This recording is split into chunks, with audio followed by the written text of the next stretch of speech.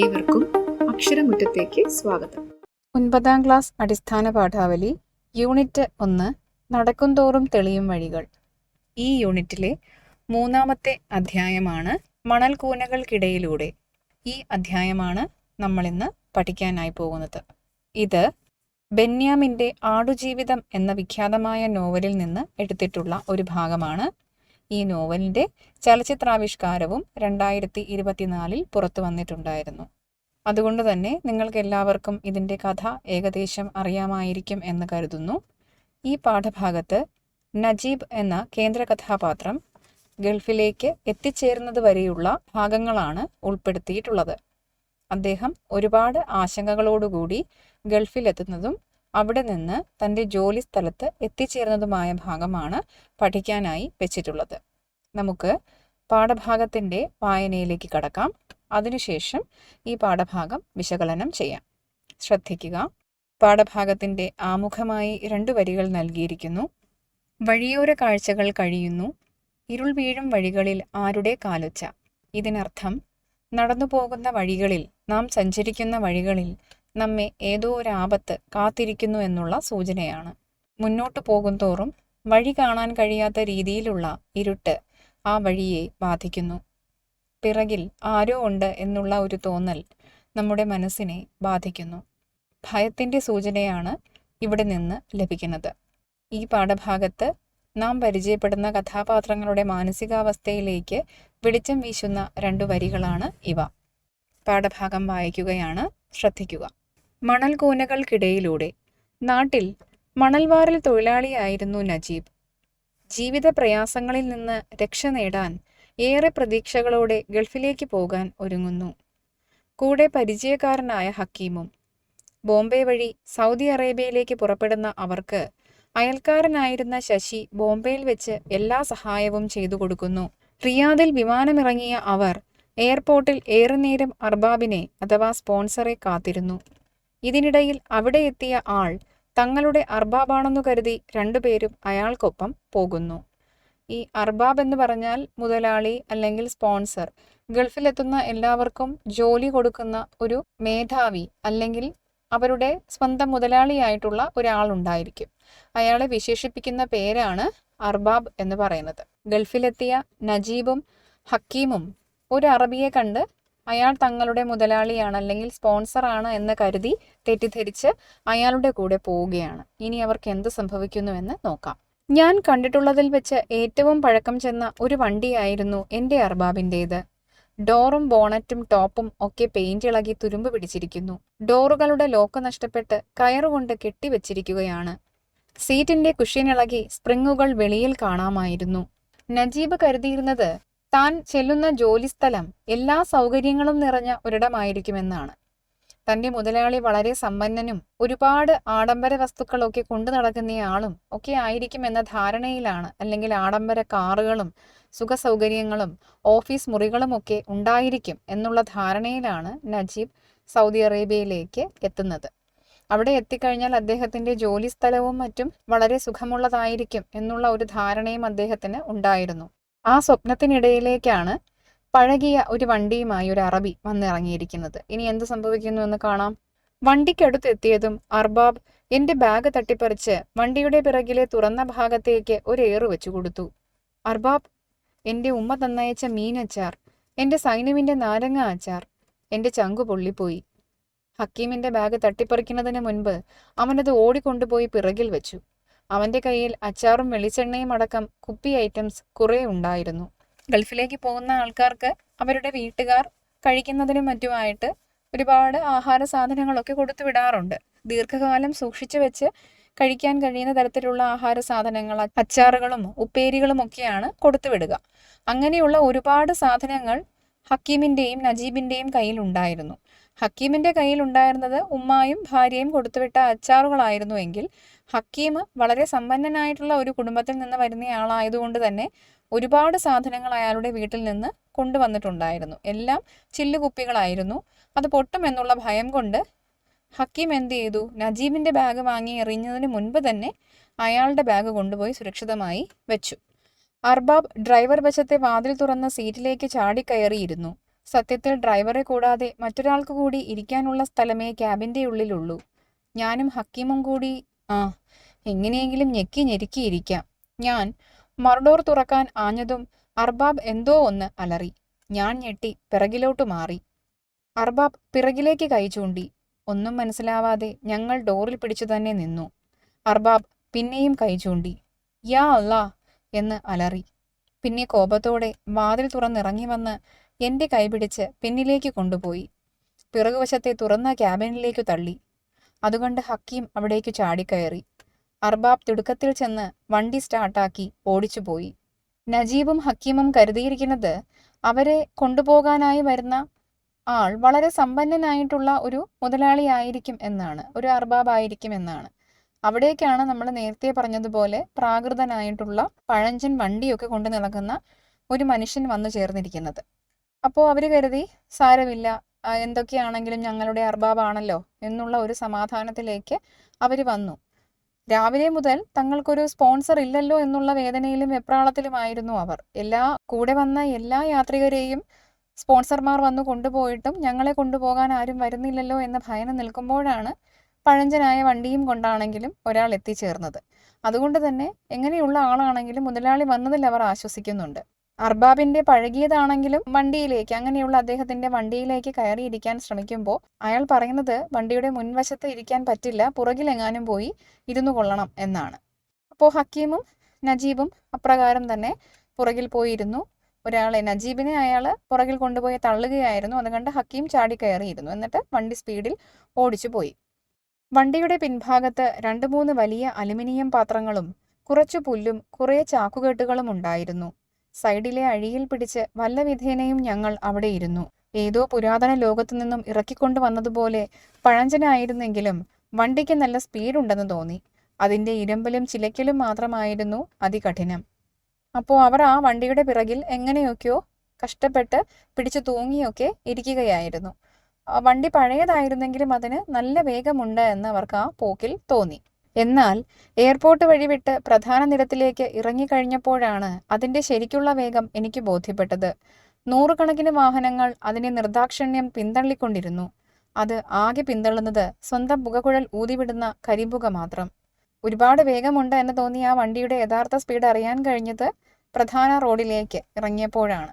ഇറങ്ങിക്കഴിഞ്ഞപ്പോൾ മറ്റുള്ള വാഹനങ്ങളെല്ലാം എന്ത് ചെയ്യുന്നു? അതിനെ ഓവർടേക്ക് ചെയ്ത് കടന്നു പോകുന്നു. കാരണം അത് ഒരു പഴയ വാഹനമാണ്. പുതിയ വാഹനങ്ങളൊക്കെ അതിനെ പിന്തള്ളി പോയിക്കൊണ്ടിരിക്കുകയാണ്. ഗൾഫിൻ്റെ വീഥികളിലൂടെയുള്ള എൻ്റെ ആദ്യ യാത്ര. അതിങ്ങനെ തുറന്ന വണ്ടിയിലായത് എന്നെ കുറച്ച് വേദനിപ്പിച്ചെങ്കിലും കൂടുതൽ സന്തോഷിപ്പിക്കുകയാണ് ചെയ്തത്. വഴിയുടെ ഇരുഭാഗത്തുമുള്ള നീളൻ കെട്ടിടങ്ങളുടെയും പ്രഭാപൂരത്തിൻ്റെയും കാഴ്ചയത്രയും അതിൻ്റെ മനോഹാരിത തെല്ലും ചോരാതെ കാണാൻ അതുകൊണ്ട് മാത്രം എനിക്കു കഴിഞ്ഞു. അർബാബിനൊപ്പം മുൻസീറ്റിലാണ് ഞാൻ ഇരുന്നതെങ്കിൽ എനിക്ക് ഗൾഫിനെ അതിൻ്റെ പൂർണ്ണതയിൽ ഇങ്ങനെ കാണാൻ കഴിയുമായിരുന്നു. വഴിയിൽ രാത്രി പിറന്നിരുന്നതുകൊണ്ട് മറ്റു വാഹനങ്ങളിൽ സഞ്ചരിക്കുന്ന ആർക്കും ഞങ്ങളെ കാണാനും കഴിയുമായിരുന്നില്ല. മനുഷ്യൻ്റെ സാഹചര്യങ്ങളോട് പൊരുത്തപ്പെടാനുള്ളൊരു കഴിവിനെയാണ് നമുക്കിവിടെ കാണാനായിട്ട് സാധിക്കുന്നത്. അതിന് ഉത്തമ ഉദാഹരണമാണ് നജീബിൻ്റെ കഥാപാത്രം. അയാൾ ആദ്യം കരുതിയിരുന്നത് അയാൾക്ക് സമ്പന്നനായ ഒരു സ്പോൺസർ ഉണ്ടെന്നും അയാൾ മുന്തിയ ഇനം ഒരു കാറും കൊണ്ടുവന്ന് തന്നെ കൊണ്ടുപോകും എന്നുമാണ്. ഗൾഫിലെത്തിക്കഴിഞ്ഞാൽ അയാളുടെ ജീവിതം സുഖസൗകര്യങ്ങൾ കൊണ്ട് നിറഞ്ഞതായിരിക്കും എന്നും നജീബ് പ്രതീക്ഷിച്ചിരുന്നു. എന്നാൽ അതൊന്നും ഉണ്ടായില്ല. വന്നത് വളരെ പ്രാകൃതനായിട്ടുള്ള ഒരു അർബാബാണ്. മാത്രമല്ല അയാൾക്ക് പഴകി പൊളിഞ്ഞ ഒരു വണ്ടിയുമാണ് ഉണ്ടായിരുന്നത്. അപ്പോഴും അയാൾ സ്പോൺസർ വന്നല്ലോ എന്ന് കരുതി സമാധാനിക്കുന്നു. അയാൾ വണ്ടിയുടെ മുൻവശത്തിരുത്താതെ പുറകിൽ കൊണ്ടുവന്നിട്ടപ്പോഴും നജീബ് ആശ്വസിക്കുകയാണ്. അല്ലെങ്കിൽ തനിക്ക് കിട്ടിയ ആ പരിമിതമായ സൗകര്യത്തിൽ അയാൾ സന്തോഷിക്കുന്ന കാഴ്ചയാണ് നാം കാണുന്നത്. വണ്ടിയുടെ മുൻവശത്തിരുത്തിയില്ല എന്ന് കരുതി വേണമെങ്കിൽ അയാൾക്ക് വിഷമിച്ചുകൊണ്ടിരിക്കാമായിരുന്നു. പക്ഷെ അയാൾ ആ വിഷമത്തിനേക്കാളും കൂടുതൽ പ്രാധാന്യം കൊടുക്കുന്നത് ഗൾഫിലെ കാഴ്ചകളെല്ലാം തനിക്ക് പൂർണ്ണതയിൽ കാണാൻ സാധിക്കുന്നുണ്ടല്ലോ എന്നുള്ള കാര്യത്തിനാണ്. ആ ഒരു സന്തോഷത്തിനാണ് അദ്ദേഹം പ്രാധാന്യം കൊടുക്കുന്നത്. വളരെ നല്ല ഒരു മനുഷ്യ ഗുണമാണ് ഇവിടെ നമുക്ക് കാണാനായിട്ട് സാധിക്കുക. എത്ര നേരം ആ പിന്നിലിരിപ്പ് യാത്ര നീണ്ടെന്ന് എനിക്ക് തന്നെ നിശ്ചയമില്ല. ഹക്കീമിന് ഒട്ടുമേ നിശ്ചയമുണ്ടായിരുന്നിരിക്കില്ല. നഗരത്തിൻ്റെ പ്രഭാപൂരം പതിയെ അസ്തമിക്കുകയായിരുന്നു. നീളൻ പാതകൾ നഗരം വിട്ടൊഴിയുന്നത് ഞാൻ അറിഞ്ഞു. ഞങ്ങളെ കടന്നുപോകുന്ന വാഹനങ്ങളുടെ എണ്ണവും കുറഞ്ഞു. വെളിച്ചമെന്നത് തെരുവിൽ ഇടവിട്ട് തെളിയുന്ന നിയോൺ വെളിച്ചം മാത്രമായി. കുറേ സമയം അവർ നഗരത്തിലൂടെ സഞ്ചരിച്ചു. കുറച്ചുകൂടി കഴിഞ്ഞപ്പോൾ പ്രധാന പാത വിട്ട് അർബാബ് അവരെയും കൊണ്ട് മറ്റൊരു വഴിയിലേക്ക് തിരിഞ്ഞു. ആ വഴി കുറച്ചുകൂടി ഉള്ളിലേക്കുള്ള പ്രാന്തപ്രദേശത്തേക്ക് നീങ്ങുന്ന ഒരു യാത്രയാണെന്ന് അവർ തിരിച്ചറിയുന്നുണ്ട്. അവരല്ല, നജീബ് തിരിച്ചറിയുന്നുണ്ട്. കാരണം മുമ്പ് കണ്ടിരുന്ന വലിയ വലിയ കെട്ടിടങ്ങളോ ഓഫീസുകളോ ഒന്നും തന്നെ അപ്പോൾ കാണാനില്ല. ആകെയുള്ള പ്രകാശം എന്ന് പറയുന്നത് അവിടെ കാണുന്ന പോസ്റ്റുകളിലെ വെട്ടം മാത്രമാണ്. കുറേ നേരം കൂടി കഴിഞ്ഞപ്പോൾ യാത്ര നീളൻ പാതകൾ ഉപേക്ഷിച്ച് ഇടവഴിയിലേക്ക് തിരിയുന്നത് ഞാൻ അറിഞ്ഞു. പ്രകാശം എന്നത് അപ്പോൾ വളരെ അകലെ അകലെ വരുന്ന വിളക്കുകാലുകൾ മാത്രമായി. ഇടയ്ക്കെപ്പോഴോ നോക്കിയപ്പോൾ ഹക്കീം ആ ചാരിയിരിപ്പിൽ ഉറങ്ങിക്കഴിഞ്ഞിരുന്നു. നല്ല യാത്രാക്ഷീണം കാണും, ഉറങ്ങിക്കോട്ടെ എന്ന് ഞാനും വിചാരിച്ചു. യാത്ര ഇടവഴികൾ വിട്ട് മൺപാതയിലേക്ക് പ്രവേശിക്കുന്നത് ഞാൻ അറിഞ്ഞു. അപ്പോൾ പ്രകാശം പൂർണ്ണമായി ഇല്ലാതായി കഴിഞ്ഞിരുന്നു. പിന്നെ അന്ധകാരം മാത്രം. പൊടിപടലം പറത്തിക്കൊണ്ട് ആ വാഹനം മണൽക്കൂനകൾക്കിടയിലൂടെ ഓടിക്കൊണ്ടേയിരുന്നു. നമുക്ക് മനസ്സിലാക്കാൻ സാധിക്കുന്നത് അർബാബ് ഇവരെയും കൊണ്ട് നഗരത്തിൽ നിന്നൊക്കെ ഒഴിഞ്ഞ് വളരെ ഇടുങ്ങിയ ഒരു പ്രദേശത്തേക്ക്, അല്ലെങ്കിൽ ആളൊഴിഞ്ഞ ഒരു പ്രദേശത്തേക്ക് ഇവരെയും കൊണ്ട് സഞ്ചരിച്ചു കൊണ്ടിരിക്കുകയാണ് എന്നാണ്. വിളക്കുകാലുകൾ മാത്രമുള്ള ഒരു വഴിയിലേക്കാണ് ഇവർ പ്രവേശിച്ചിരിക്കുന്നത്.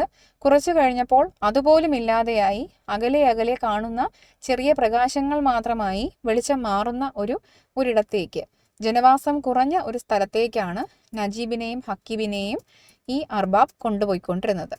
വിമാനത്തിൽ നിന്നും എത്രയോ മണിക്കൂറുകൾക്ക് മുമ്പ് കിട്ടിയ ഇത്തിരി പച്ചവെള്ളം മാത്രമായിരുന്നു എൻ്റെ അന്നത്തെ അതുവരെയുള്ള ആഹാരം. വല്ലതും കഴിച്ചിട്ടിറങ്ങാൻ ശശി നിർബന്ധിച്ചിട്ടും കാലത്തെ വെപ്രാളത്തിന് കഴിക്കാൻ തോന്നിയിരുന്നില്ല.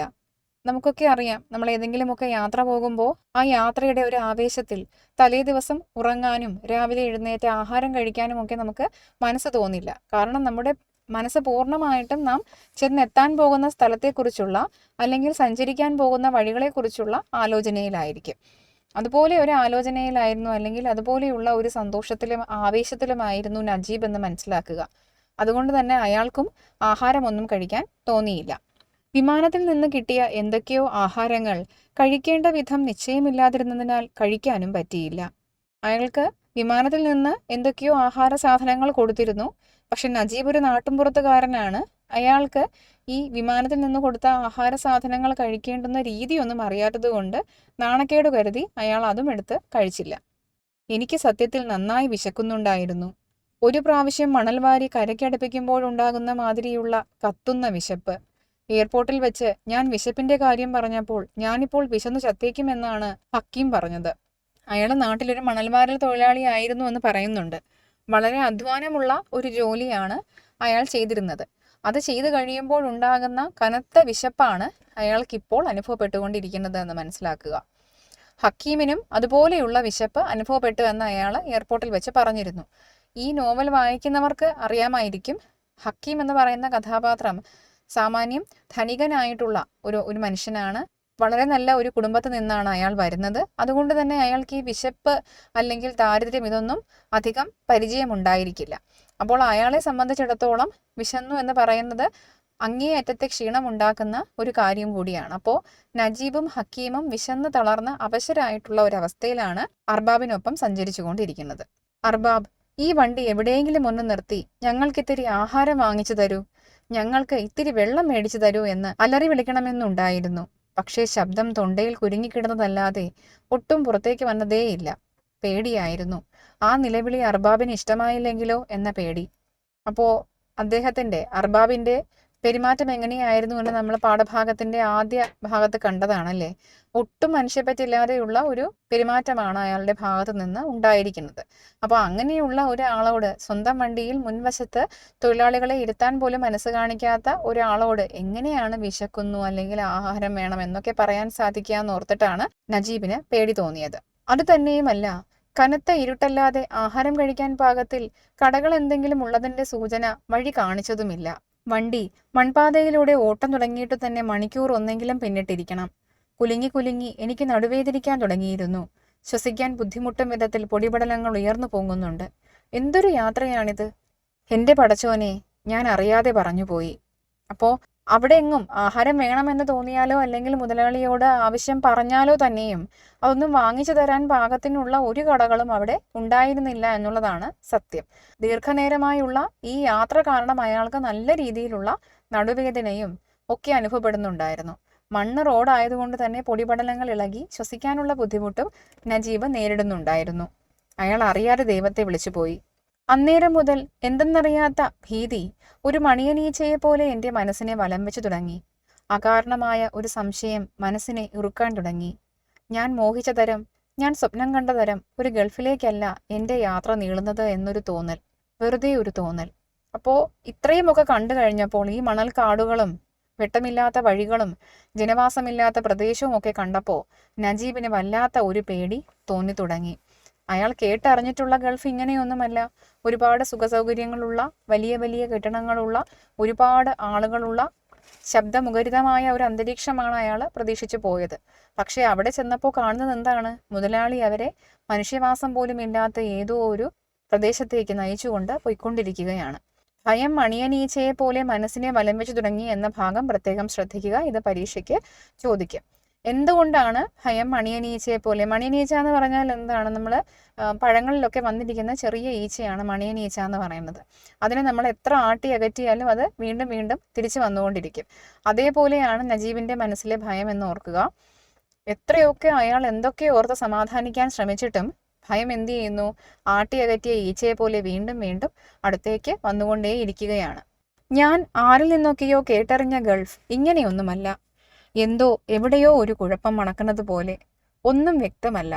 ഈ സംശയം ഹക്കീമിനോട് പങ്കുവച്ചിരുന്നെങ്കിൽ അല്പം ആശ്വാസം കിട്ടുമായിരുന്നു. എന്നാൽ അവൻ നല്ല ഉറക്കമാണ്. ഉറങ്ങട്ടെ. ഒരുപക്ഷെ എൻ്റെ ആധി കേട്ടിരുന്നെങ്കിൽ അവൻ അപ്പോഴേ കരച്ചിൽ തുടങ്ങുമായിരുന്നിരിക്കണം. നമ്മൾ ആദ്യമേ പറഞ്ഞു, ഹക്കീം നല്ല സമ്പന്നമായ കുടുംബത്തിൽ ലാളനയോടുകൂടി വളർന്ന ഒരു കുട്ടിയാണ്. അവനെ സംബന്ധിച്ചിടത്തോളം അവൻ ഗൾഫിലേക്ക് പോകുന്നത് തനിക്ക് ആ പ്രദേശമൊക്കെ ഒന്ന് കാണണം, കുറച്ച് നാൾ ഗൾഫിൽ ജോലി ചെയ്യണം എന്നൊക്കെയുള്ളൊരു കൗതുകം കൊണ്ടാണ് അവൻ ഗൾഫിലേക്ക് പോകുന്നത്. അല്ലാതെ വീടിൻ്റെ പ്രാരാബ്ദം തീർക്കുക എന്നുള്ള ഉദ്ദേശമൊന്നും അവനില്ല. നജീബിനെ പോലെയുള്ള സാമ്പത്തിക ബുദ്ധിമുട്ടുകളും ഹക്കീമിനില്ല.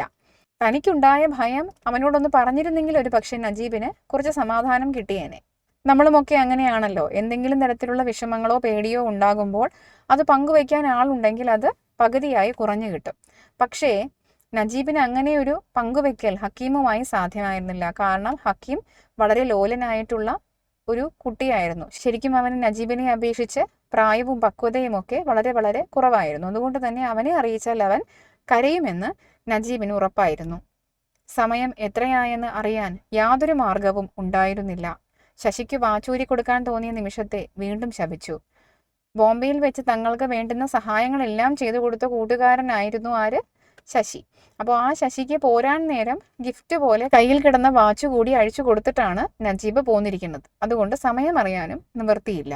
അല്ലെങ്കിൽ എത്തുമ്പോൾ എത്തട്ടെ, സമയം അറിഞ്ഞിട്ട് എന്തു ചെയ്യാൻ? എൻ്റെ സ്വന്തം അർബാബിൻ്റെ വാഹനത്തിലാണ് ഞാൻ യാത്ര ചെയ്യുന്നത്. അദ്ദേഹത്തിൻ്റെ കയ്യിൽ എൻ്റെ ജീവിതം സുരക്ഷിതവും ശോഭനവുമാണ്. പിന്നെ സമയത്തെ ഓർത്ത് ഞാൻ എന്തിനു വേവലാതിപ്പെടണം? അപ്പോൾ അയാൾ സ്വയം സമാധാനിക്കുകയാണ്. ഞാൻ എന്തിനാണ് പേടിക്കുന്നത്? എൻ്റെ കാര്യങ്ങളെല്ലാം നോക്കാൻ ഉത്തരവാദിത്തപ്പെട്ട ഒരാളുടെ കൂടെയാണല്ലോ ഞാൻ യാത്ര ചെയ്തുകൊണ്ടിരിക്കുന്നത്. അപ്പോൾ ഞാൻ ഭയപ്പെടേണ്ട ആവശ്യമില്ല എന്ന് കരുതി ആര് സമാധാനിക്കുന്നു? നജീബ് സമാധാനിക്കുന്നു.